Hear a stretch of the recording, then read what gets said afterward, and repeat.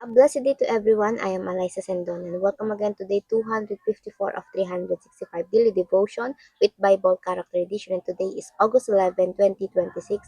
And yung title na itong devotion natin is Not by Might, but by my Spirit. So, yung character natin is still si Prophet Zechariah and siya yung post-exilic prophet and priestly figure. So, he is the prophet na ginamit ng Diyos para ma-encourage yung mga tao, lalo na yung taga-Jerusalem, na itayo yung temple of the Lord dahil nga ito ay winasak noong paghahari ni Nebuchadnezzar. And for scripture for today, ito another vision of Zechariah chapter 4. It says, "What do you see now?" he asked. I answered, "I see a solid gold lampstand with a bowl of oil on top of it. Around the bowl we are 7 lamps, each having 7 spot with wicks."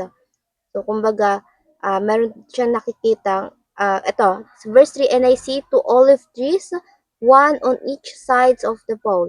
Nangangahulugan na ito yung temple ng Diyos. Again, binalik sila ng Diyos sa kanilang bayan sa Jerusalem para itayo muli yung temple. The problem is, hindi nila ito ginawa because meron silang hinaharap na economic crisis. Kasi nga, 'di ba, ay sinakop sila, pinahirapan sila, yung bayan ay sinira ni Nebuchadnezzar. At hindi yung panahon nila hindi katulad ni Solomon na maraming mapagkukunan ng mga kagamitan to build the temple. And the Lord, ito yung sinabi niya sa verse 6, he said to me, "This is what the Lord says to Zerubbabel. It is not by force nor by strength, but by my spirit, says the Lord, the Lord of Heaven Armies." So dito, itatayo nila yung temple ng Diyos nang hindi ginagamit yung sarili nilang kakayahan, sarili nilang resources, capacity, kundi sa espiritong nagmumula sa Diyos. Kaya nga dito sa ating katuruan, number 1, God empower His missionaries to accomplish His mission. Lahat tayo ay misyonaryo ng Diyos. It is not, yung missionary, it is not a profession. Kapag alam mo may pagtawag sa iyo ang Diyos, the moment you follow and surrender your life to Jesus, ikaw na kusang loob na sumunod sa Kanya, ay missionary niya na. Which mean, bit-bit mo yung gustong maganap ng Panginoon. And in this scripture, si Zerubbabel siya yung missionary ng Diyos, which is siya yung magpapatayo muli ng temple despite their economic problem. And pangalawa, God mission is fully supported by His provision. Again, sa paglakad mo as His missionary, si Zerubbabel as missionary ng Diyos, hindi sariling lakas yung gagamitin niya. God will empower him. And as well, ikaw din, God will sustain you and magpo-provide ng everything na kakailanganin mo sa kanyang misyon. Di mo na ito kailangan problemahin, ang kailangan mo lang ay manampalataya na ibibigay ito ng Panginoon. Mission ito ng Diyos, kaya huwag tayong mahinayang na humingi ng tulong sa Kanya. And pangatlo, God is determined to accomplish His mission with certainty. Ang Diyos, ang mission niya ay hindi ka lang niya bibigyan ng provision to support you, kundi tatapusin niya rin ito through you.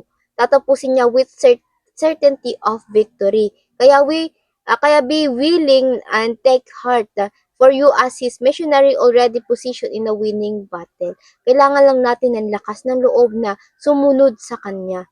And para sa ating application nito, application for our life, to our life, as faithful follower of Christ, maaaring ipagawa sa atin ng Diyos sa church, sa ministry, sa family, society, and as an individual.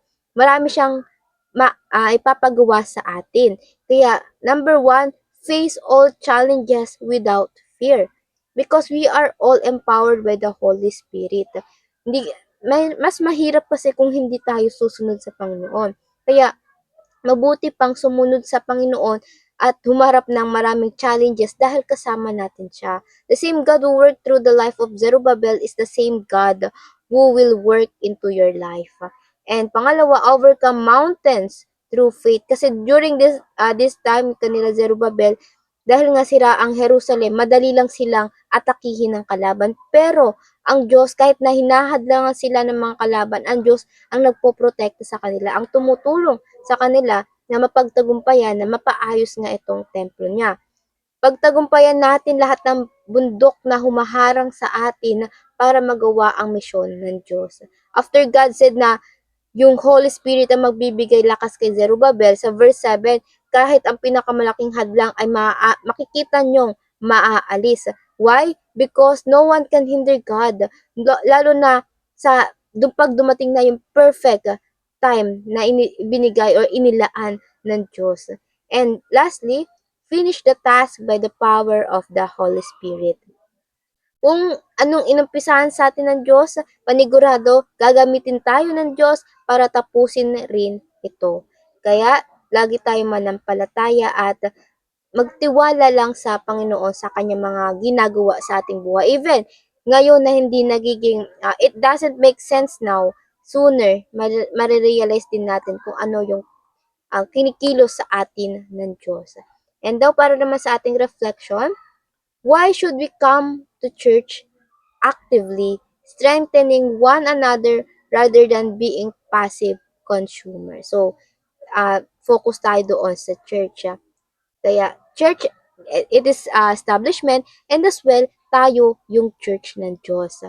And before we finally end, I hope marami tayong natutunan at matututunan pa. Before we finally end, let's have a short closing prayer. And let's pray, everybody. Heavenly Father, Lord, thank you po for calling us to participate in your mission, Lord God, for giving us strength, Lord God, and providing us everything we need, Lord God, and uh, we rely on you, Lord God, on your power, Lord God, na matatapos din ito ang aming mga kinakaharap, Panginoon, with your victorious battle, Lord God. Lord, ikaw na ang manguna palagi sa aming mga ginagawa, Panginoon, sa aming iniisip, Panginoon. Gabayan mo kami, Panginoon, at naway may taas namin ang iyong pangalan, Panginoon, at maging sentro ka sa aming mga buhay, Panginoon. Na yun lamang po, Panginoon, sana marami pa ang iyong matagpuan, Panginoon, na nagiging tapat sa iyo, Panginoon, at ilid mo, Panginoon, sa inyong landasin, Lord God. Ayun lang po, in Jesus' name I pray. Amen and amen and amen. At ayun lang po, I hope marami tayong natutunan at patututunan pa. And I pray na sama-sama sana tayong lumago para sa Panginoon. See you again tomorrow for our devotion. Have a nice day ahead and God bless.